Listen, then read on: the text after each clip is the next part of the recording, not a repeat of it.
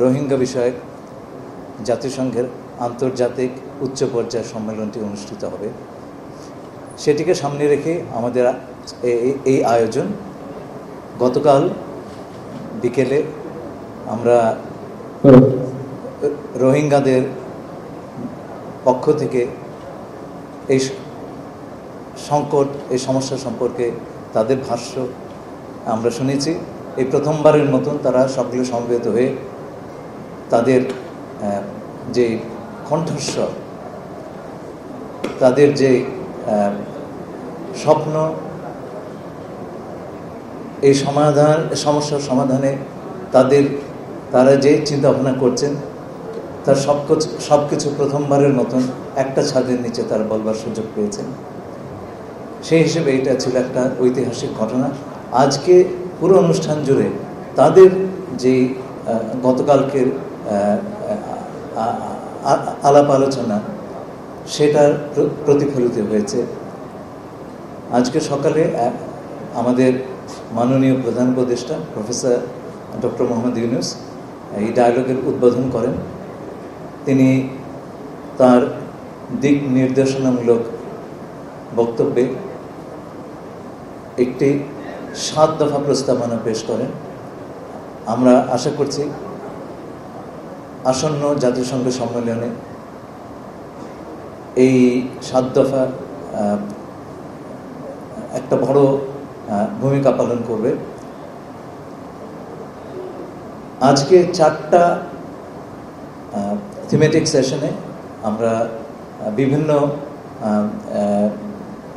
Expert, বিশেষজ্ঞ, জাতিসংঘের প্রতিনিধি এবং রোহিঙ্গা কমিউনিটির কাছ থেকে বিভিন্ন বিষয়ে শুনেছি।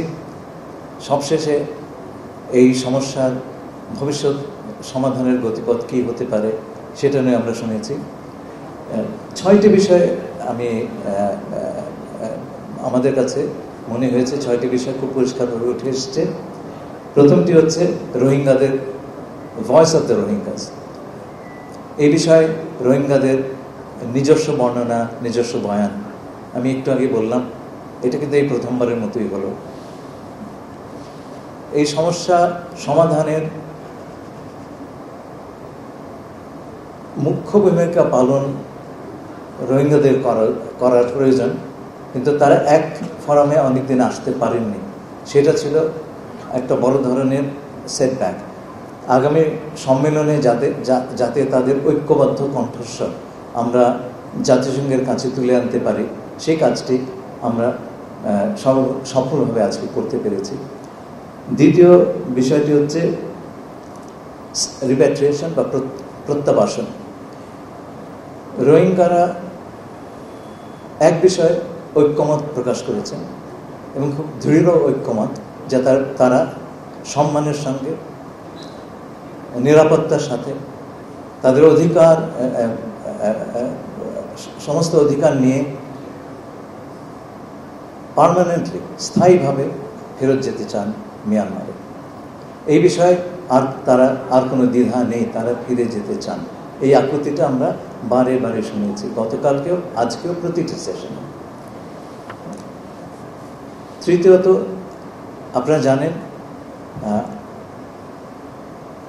রোহিঙ্গাদের প্রতি আন্তর্জাতিক যে সাহায্য, সেটি কমে যাবার আমরা আভাস দেখছি এবং এতে এসেনশিয়াল সার্ভিস, যে সমস্ত অতি প্রয়োজনীয় সেবা এবং খাদ্য এবং অন্যান্য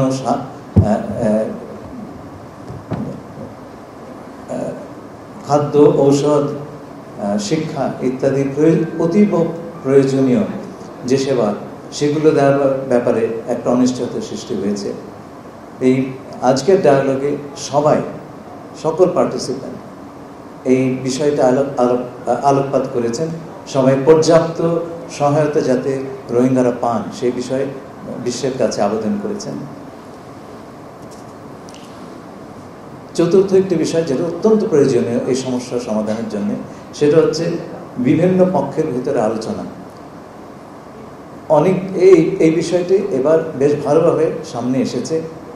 আমার তো মনে হয় যে আমরা এই প্রথমবারের মতন organized with confidence building measure বা বিভিন্ন পক্ষের মধ্যে বিশ্বাস স্থাপন করা, আস্থা স্থাপনের প্রচেষ্টা, সেই কথাটি আমরা এবার খুব জোরের সঙ্গে উচ্চারিত হতে দেখলাম।